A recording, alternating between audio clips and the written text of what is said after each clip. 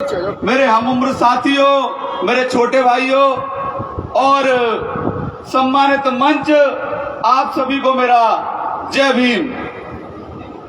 साथियों, इस महापंचायत को बुलाने के जरूरत क्या पड़ी, ये बात हम सब लोगों को एक बार सोचना चाहिए।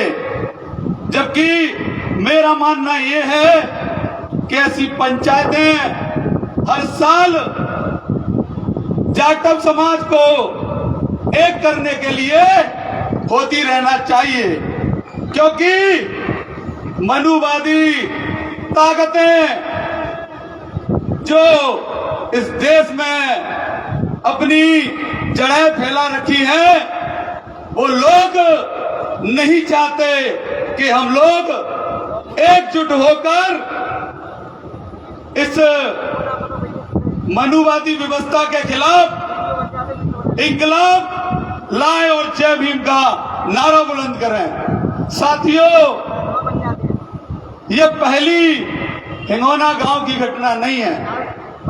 आए दिन देश में ऐसी घटनाएं होती रहती हैं। चाहे एक दलित युवक को जय भीम बोलने पर नंगा करके मारा जाता है, चाहे बुलेट पर बैठने के लिए एक दलित के बेटे को मारा जाता है, या एक बच्चे को मटके को छूने पर और उससे पानी पीने पर मारा जाता है। ऐसी घटनाएं आए दिन इस देश में होती रहती हैं। अब चिंता का विषय यह है कि हर बार जुल्म सिर्फ दलितों पर ही क्यों, और दलितों पर भी खासकर एक जाति जाटव पर ही क्यों।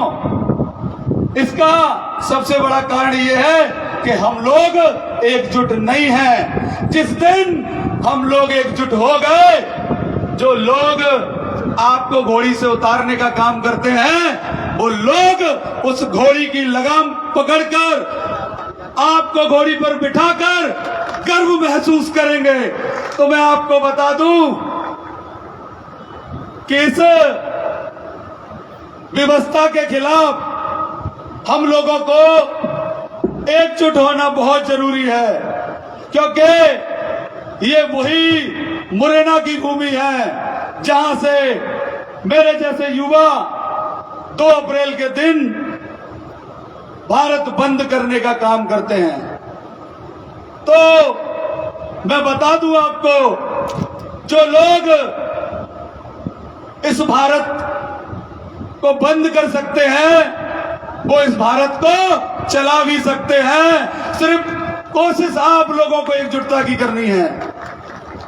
इस देश में जितने % वोट पर सरकार बनती है, उतनी हमारी आबादी इस देश के अंदर है।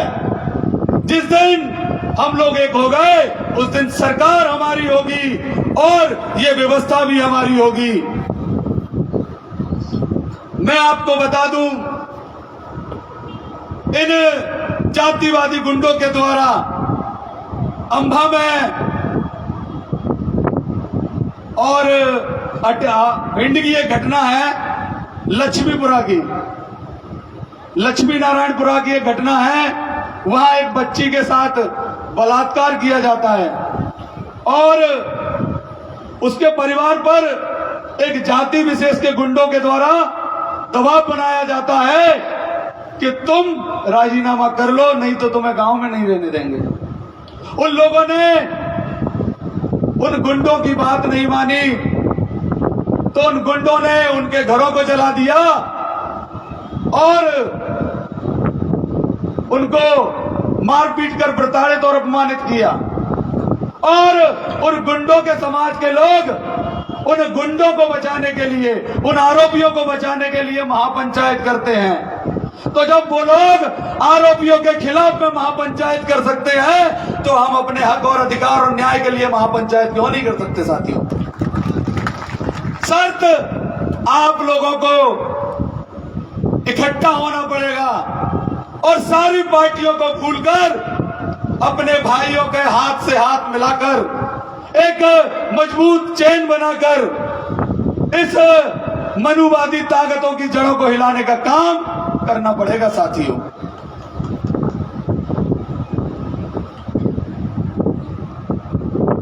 इस खिलाफत की दुनिया में अगर खिलाफ है तो होने दो, अगर खिलाफ है तो होने दो।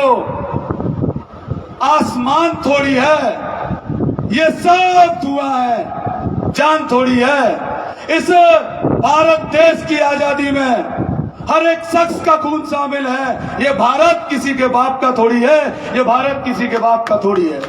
साथियों, मैं अपनी बारी को यहीं विराम दूंगा।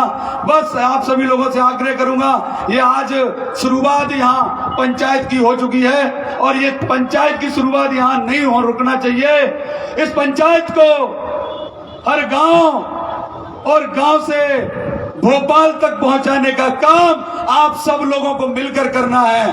हमेशा एकजुट रहिए। और अब एक बात और कहूंगा मैं कि अपने खर्चों में कमी करें। हम लोग शादियों में फालतू डीजे करते हैं, मृत्यु भोज के नाम पर भंडारा चालू कर दिया हमारे लोगों ने, और दहेज के नाम पर कभी बेटी को मारा जाता है तो कभी जलाया जाता है। ऐसा कब तक होता रहेगा? इन सारी कुरीतियों के खिलाफ हम सब लोगों को एकजुट होकर इस जाटव महापंचायत को भोपाल तक ले जाने का काम करना है। सभी को मेरा जय भीम, जय जाटव समाज, जय जाटव महापंचायत।